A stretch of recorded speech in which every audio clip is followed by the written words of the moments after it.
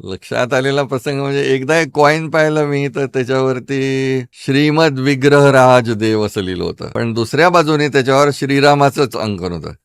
श्रीराम भगवान उभे आहेत, एका बाजूला रा लिहिलंय आणि त्या त्या व्यक्तीच्या, आणि दुसऱ्या बाजूला म लिहिलंय.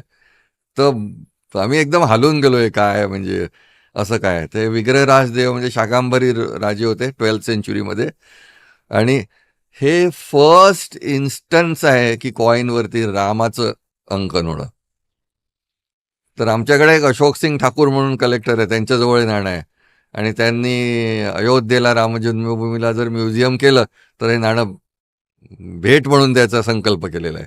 हे नाणे सापडतात म्हणजे कसे, जुन्या काळी लोकांनी सेव्हिंग करून ठेवले होते. ते सेव्हिंग आजीनी आपल्या डब्बीत ठेवले, मग परदादीनी ठेवले, मग पणजीनी ठेवले. तसं ते ठेवलेले त्या डब्यावर हात गेले तर कोणाच्या तरी घरी मिळून गेलं, आणि मग कोणीतरी गरीब झालं तर त्यांनी जाऊन सोनाराला विकून टाकलं.